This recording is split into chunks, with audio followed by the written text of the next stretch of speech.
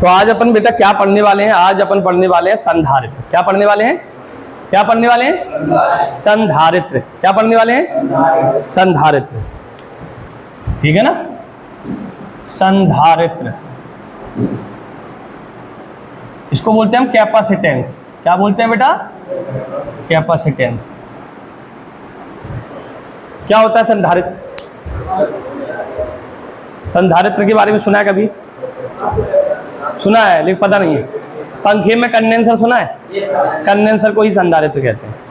ठीक है? कूलर में कंडेंसर लगाते हैं तो संधारित्र ही होता है। तो संधारित्र होता क्या है? हाँ, उसी को बोलते हैं कैपेसिटर, सॉरी कैपेसिटेंस की जगह कैपेसिटर ही लिखा है ना?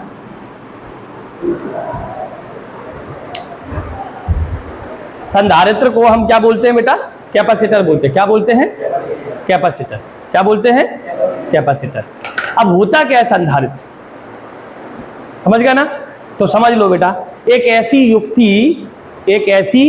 युक्ति जो बिना किसी चालक की साइज मतलब उसका आकार में, बिना उसे टच किए मतलब फिजिकल कांटेक्ट किए बिना, उसकी धारिता को बढ़ा सकता है। संधारित्र एक ऐसी युक्ति होती है जिसकी सहायता से हम किसी भी चालक की धारिता को बढ़ा सकते हैं बिना उसका आकार आयतन में परिवर्तन किए। समझ गए ना? मतलब इस चालक की धारिता बढ़ानी है तो इसका ना तो आकार बदलेंगे ना इसका आयतन बदलेंगे, फिर भी इसकी धारिता बढ़ा देंगे, इसे संधारित्र कहते हैं। तो हम इसके पास में एक दूसरे चालक प्लेट रख देंगे तो क्या होगा? इस चालक की धारिता बढ़ जाएगी। समझ गए ना? इसकी दूसरी भी परिभाषा है। संधारित्र वह युक्ति होती है जो विद्युत ऊर्जा को स्टोर करती है, विद्युत ऊर्जा को निहित करती है, विद्युत ऊर्जा को अपने में बनाए रखती है। इसे हम कहते हैं संधारित्र। क्लियर? संधारित्र समझ में आ गया? संधारित्र वह युक्ति होती है जिसकी सहायता से किसी चालक की आकार में, आयतन में परिवर्तन किए बिना उसकी धारिता को बढ़ाया जा सकता। समझ गए? तो लिखें संधारित्र वह युक्ति होती है, संधारित्र वह युक्ति होती है जिसकी सहायता से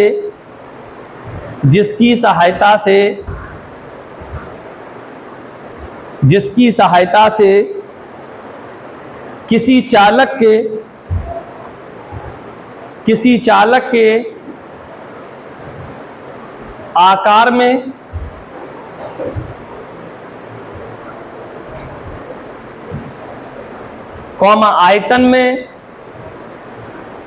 आयतन में बिना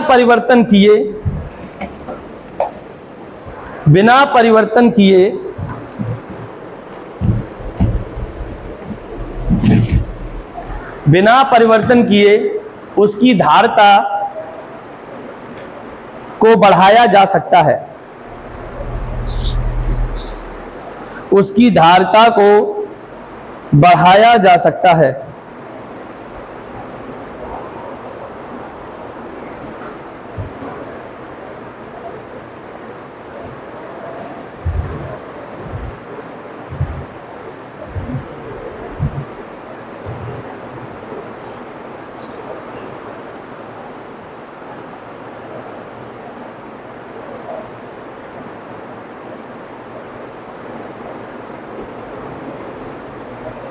दूसरा लिखो बेटा,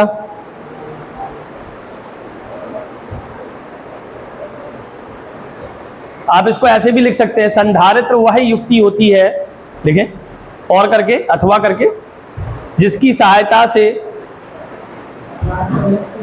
संधारित्र वह युक्ति होती है जिसमें विद्युत ऊर्जा का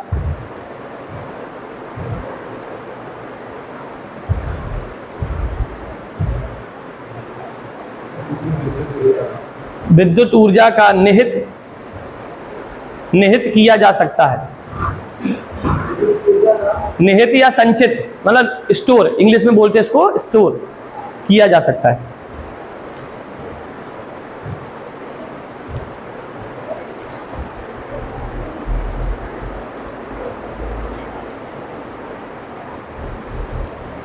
अब देखो बेटा, संधारित्र जो है ना वो 3 प्रकार के होते हैं। समांतर प्लेट संधारित्र, समांतर प्लेट संधारित्र, दूसरा गोलीय संधारित्र, तीसरा बेलनाकार संधारित्र। बेलनाकार संधारित्र हमारे सिलेबस में सिर्फ यही है जो आपको पढ़ना है, समांतर प्लेट संधारित्र। हमारे सिलेबस में सिर्फ समांतर प्लेट संधारित्र है, जिसे आपको क्या करना है, पढ़ना है, जिसे आपको क्या करना है, पढ़ना है।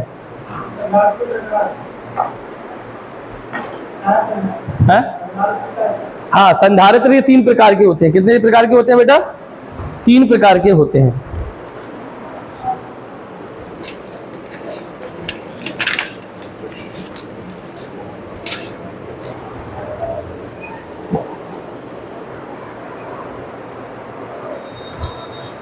संधारित्र 3 प्रकार के होते हैं।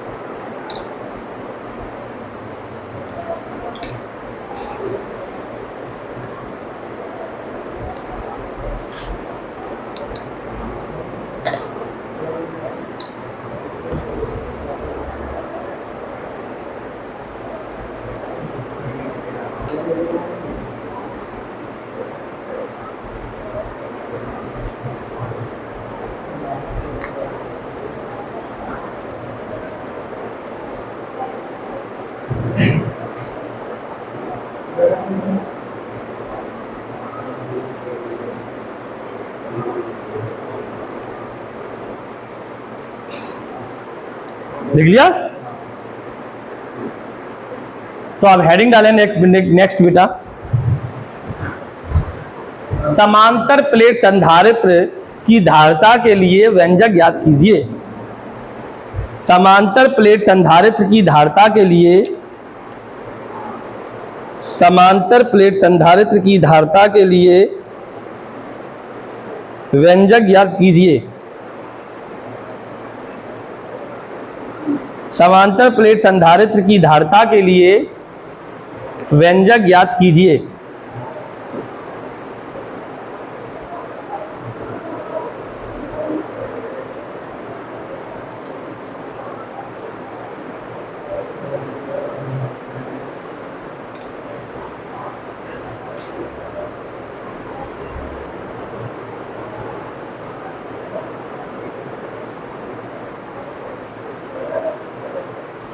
समांतर प्लेट संधारित्र की धारिता के लिए व्यंजक ज्ञात कीजिए। लिख लिया बेटा क्वेश्चन? लिख लिया? इंपॉर्टेंट लगा लो, उस पर मोस्ट इंपॉर्टेंट लगा लो, मोस्ट इंपॉर्टेंट लगा लो। इसके 2 क्वेश्चन है, दोनों क्वेश्चन में से बेटा एक पेपर में जरूर आता है। देखो बेटा, समांतर प्लेट संधारित्र के लिए सबसे पहले अपन क्या बनाएंगे? डायग्राम, है ना। मान लो ये 2 समांतर प्लेट है, इधर सुनो, ये 2 समांतर प्लेट है x और y। इसको हमने प्लस q आवेश दिया, तो ये आवेश इसके धनात्मक आवेश इसकी प्लेट पर आ गया, ऋण आवेश इसके यहां पर आ गया। बाहरी प्लेट पर जो धन आवेश आया वो हमारा चला गया। देखो बेटा, जब हमने धनावेश दिया तो इस प्लेट पर क्या आ गया? धनात्मक आवेश आ गया, और इसकी प्लेट पर प्रेरण की क्रिया द्वारा जब पास रख देते तो विपरीत आवेश आ जाता है, तो यहां पर आ गया विपरीत आवेश और यहां पर आ गया समान आवेश। लेकिन जो समान आवेश था वो चला गया, संपूर्ण आवेश कहां चला गया? अर्थ में, क्योंकि हमने इसका कनेक्शन किससे कर दिया, पृथ्वी से। ठीक है, अब इन दोनों प्लेटों के बीच की जो दूरी थी बेटा वो थी डी। क्या थी, डी। विद्युत क्षेत्र की लाइन जो होती है ना, विद्युत बल रेखाएं, वो हमेशा धनावेश से ऋणावेश की ओर चलती है। इधर से भी ऐसे चल रही होंगी।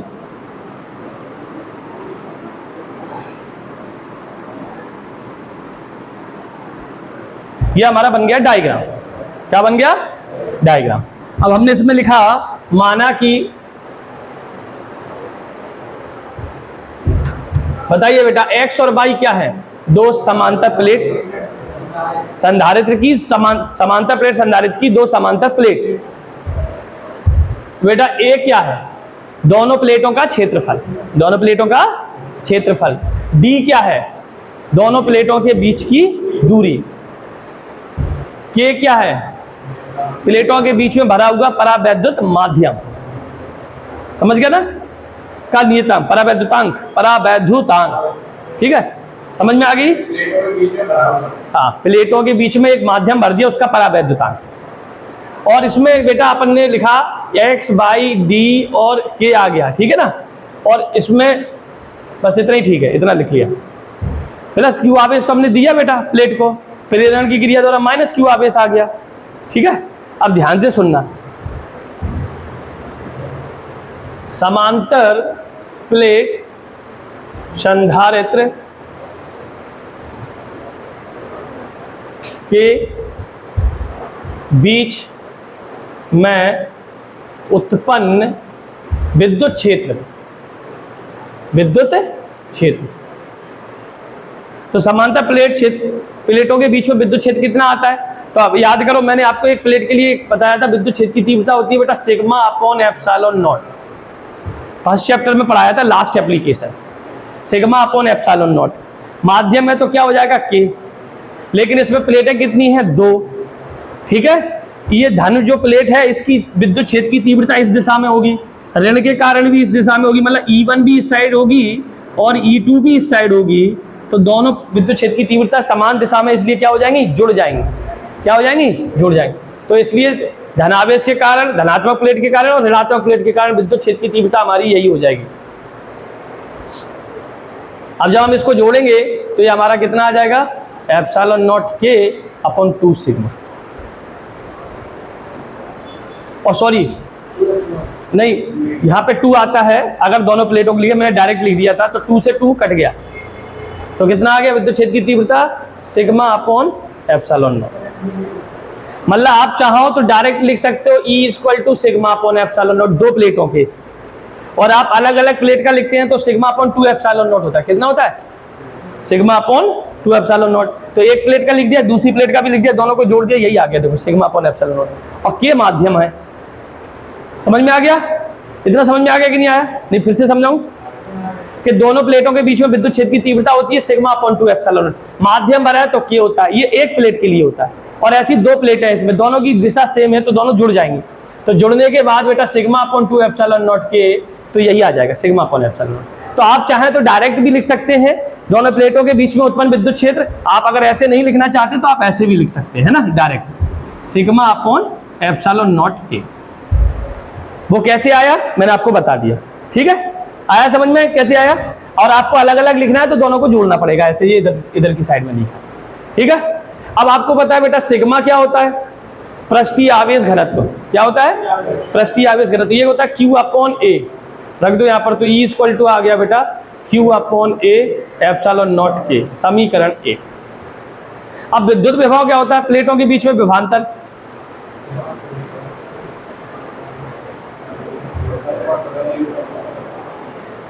विभवांतर क्या होता है बेटा, विभवांतर होता है V equal to E into D. विद्युत क्षेत्र की तीव्रता और विभवांतर में हमने संबंध बताया था।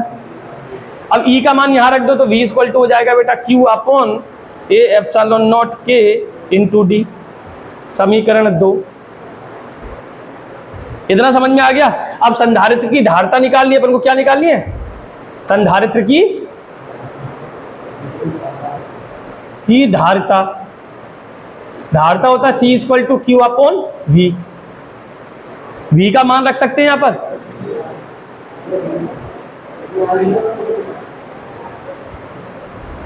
तो इधर कभी नहीं आ रहा होगा है?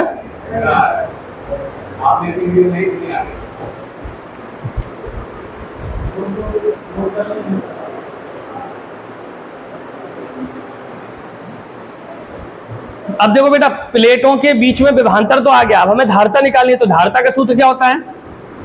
संधारित्र की धारिता, संधारित्र की धारिता। तो धारिता होती है बेटा C = Q/V। हम V का मान रख सकते हैं समीकरण 1-2 से, तो हमने V का मान रख दिया। समीकरण 2 से V का मान रखने पर तो C = आ गया A ×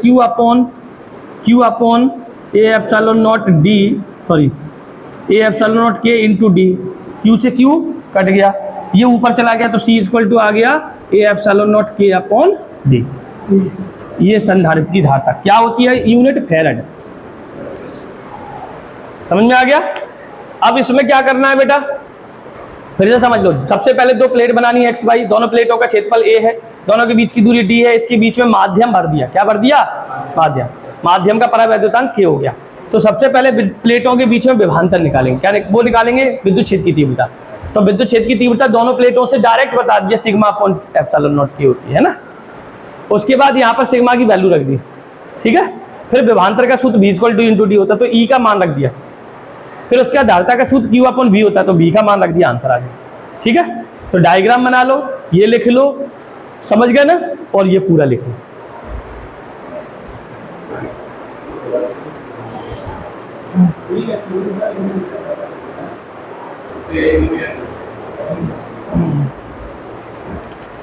देखो बेटा ध्यान से सुनना, संधारित्र की धारिता के लिए हमने व्यंजक ज्ञात करा, समांतर प्लेट संधारित्र की धारिता।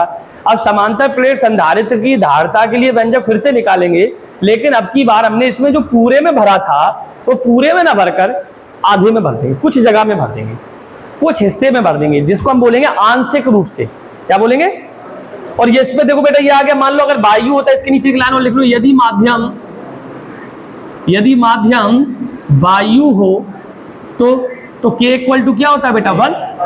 तो ये फॉर्मूला क्या बन जाएगा? C = A/ε0/D वायु के लिए। समझ में आ गया? अगर माध्यम वायु होगा तो ये हमारा ये आ जाएगा। तो अब अपन क्या करते हैं, दूसरा क्वेश्चन पढ़ते हैं। समांतर प्लेट संधारित्र की धारिता के लिए व्यंजक निकाला था, अब हम फिर से समांतर प्लेट संधारित्र की धारिता के लिए व्यंजक ज्ञात करेंगे, लेकिन अब हम आंशिक रूप से भरेंगे। कैसे भरेंगे? अभी पूर्ण रूप से भरा था, अब आंशिक रूप से भरेंगे। तो लिखो क्वेश्चन, आंशिक रूप से भरे, आंशिक रूप से भरे समांतर प्लेट संधारित्र, समांतर प्लेट संधारित्र की धारिता के लिए, समांतर प्लेट संधारित्र की धारिता के लिए व्यंजक ज्ञात कीजिए। आंशिक रूप से भरे समांतर प्लेट संधारित्र की धारिता के लिए व्यंजक ज्ञात कीजिए।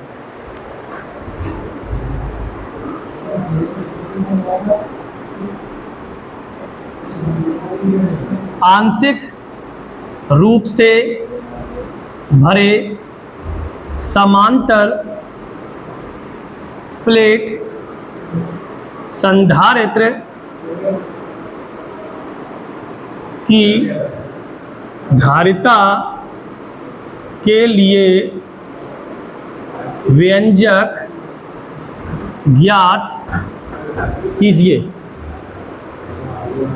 सुने ध्यान से, समांतर आंशिक रूप से भरे समांतर प्लेट संधारित्र की धारिता के लिए व्यंजक ज्ञात कीजिए। यही क्वेश्चन लिखा होता है, समांतर प्लेट संधारित्र की धारिता के लिए व्यंजक ज्ञात करो, तो पहला वाला होता है। यही लिखा होता है, समांतर प्लेट संधारित्र की धारिता के लिए व्यंजक ज्ञात करो जब उसके बीच में जब एक पूर्ण आंतरिक परावर्तन, पूर्ण रूप से परावैद्युत माध्यम भरा हो, तो पहला वाला। और आंशिक रूप लिखा हो तो ये वाला। तो जब तक आपके में आंशिक रूप ना लिखा हो तब तक इस क्वेश्चन को नहीं करता।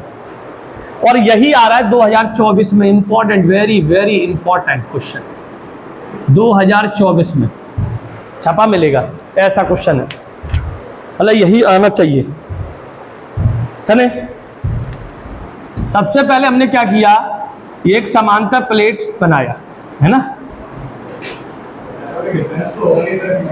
डिफरेंस है थोड़ा सा, इसको प्लस क्यू आवेश दिया, इनके बीच की दूरी d थी, तो इसकी प्लेट पर प्लस क्यू आवेश आ गया। यहां पर पास में हमने एक आंशिक रूप से एक पट्टी भर दी माध्यम की, जिसकी चौड़ाई या थिकनेस है बेटा t। देखते जाओ, देखते, जिसकी चौड़ाई क्या है t है।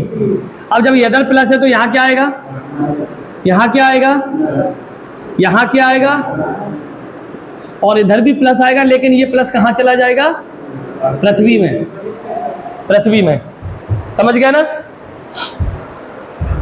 ये प्लस यहां से माइनस यहां क्यों आया, देखो प्रेरण की क्रिया द्वारा, प्रेरण क्रिया द्वारा क्या होता है, जब एक धनावेश के पास में एक अनावेश से चालक रखते हैं तो इसके पास वाले सिरे पर ऋणावेश और दूर वाले सिरे पर धनावेश उत्पन्न हो जाता है, और अगर यहां माइनस रखते तो यहां प्लस और दूर वाले पर माइनस। अब आप सुने, दोनों प्लेटों के मध्य, दोनों प्लेटों के मध्य उत्पन्न विद्युत विभव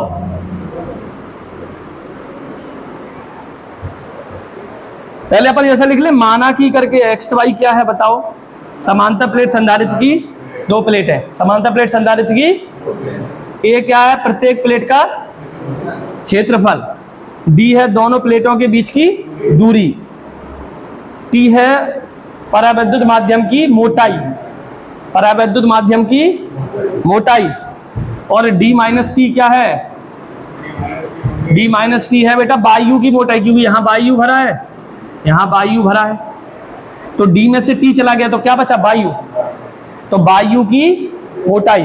फिर से सुने, समांतर प्लेट संधारित्र की दो समांतर प्लेट है, प्रत्येक प्लेट का क्षेत्रफल, दोनों प्लेटों के बीच की दूरी, परावैद्युत माध्यम की मोटाई, वायु की मोटाई, और के क्या है इसमें, परावैद्युत माध्यम, परावैद्युत माध्यम का परावैद्युतांक क्या है, परावैद्युतांक, समझ गए, परावैद्युतांक। अब सुनो, क्या मैं इसको ऐसे लिख सकता हूं विभव को, v वायु में विभव प्लस माध्यम में विभव, दो चीजें हैं ना यहाँ पर, वायु भी है और माध्यम भी है, तो वायु में भी विभव निकाला प्लस माध्यम में भी विभव निकाला, इक्वल टू टोटल विभव हो गया, हो गया कि नहीं हो गया। तो वायु में विभव है तो हम इसको ऐसे लिख सकते हैं, विद्युत क्षेत्र की तीव्रता वायु में इंटू वायु की मोटाई कितनी है, डी माइनस टी, वायु की मोटाई कितनी है, डी माइनस टी, प्लस विद्युत क्षेत्र की तीव्रता माध्यम में और माध्यम की मोटाई है टी। इतना समझ में आया, आ गया कि नहीं समझ में, विद्युत क्षेत्र विभव वायु में, वायु में विद्युत क्षेत्र की तीव्रता, वायु की मोटाई, विद्युत क्षेत्र माध्यम में विभव, माध्यम में विद्युत क्षेत्र की तीव्रता, माध्यम की मोटाई। आ गई बात समझ में कि नहीं आई, नहीं आई। V इक्वल टू क्या होता है, E इंटू डी होता है कि नहीं। अब ये अगर वायु में तो ये वायु में होगा, यही तो लिखा है। अब वायु की मोटाई d माइनस टी है तो d माइनस टी लिख दिया, और यहां V equal to E into D होता है। माध्यम में विभव निकालना है तो माध्यम में विद्युत क्षेत्र की तीव्रता, माध्यम की मोटाई क्या है, डी टी, सॉरी तो टी लिख दिया। लो, आया समझ में कि अभी भी नहीं आया, नहीं आया, आ गया। चलिए अब आप बताओ बेटा, विद्युत क्षेत्र की तीव्रता का क्या सूत्र होता है दोनों प्लेटों के लिए, sigma upon epsilon naught, D minus T. माध्यम के लिए क्या होता है, सिग्मा अपॉन एप्सिलॉन नॉट के इंटू टी होता है। अब यहां से बेटा sigma upon epsilon naught common ले लो, क्या बचा, D minus T plus T upon K, common ले लिया, sigma upon epsilon sigma upon, तो D minus T T upon K. अब सिग्मा को क्या कहते हैं हम, Q upon A epsilon naught, D minus T plus T upon के। हमने यहां पर सिग्मा की जगह क्यू अपॉन ए रख दिया, तो क्यू अपॉन ए आ गया, विभव आ गया। अब हमको क्या निकालनी है, धारिता, विभवांतर तो निकाल लिया, विभवांतर ही था ये, दोनों प्लेटों के बीच में उत्पन्न विभवांतर ही था ये। विभवांतर विद्युत क्षेत्र की तीव्रता में संबंध यही तो होता है, V equal to E into D, अब धारिता निकालनी, क्या निकालनी है? धारिता।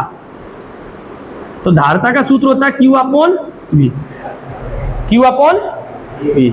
V का मान रख सकते हैं, यहां पर रख सकते हैं कि नहीं? तो आपने यहां पे मान रख दिया, इधर दिख रहा है बेटा?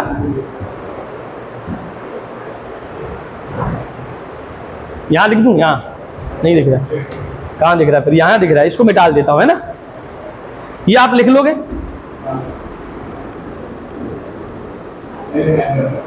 कोई बात नहीं, इधर बोने पहले लिख दिया तो इसको मिटा दिया ही मान लो, है ना? ये आप लिख लेना। सुन लो बेटा, यहाँ समीकरण एक से हमने यहाँ पे बेटा Q की जगह V की जगह V का मान रख दो, Q upon A epsilon naught D minus T plus T upon K। Q से Q कट गया तो C equal to A epsilon naught ऊपर चला गया, कहाँ चला गया? ऊपर। तो बचा D minus T plus T upon K। यही आ गया धारिता का सूत्र। बात समझ में आई? दोनों प्लेटों के मध्य उत्पन्न विभवांतर, वायु में विभवांतर, माध्यम में, फिर वायु में विद्युत क्षेत्र की तीव्रता और दूरी, ये पूरा लिख लो बेटा, बहुत इंपॉर्टेंट है।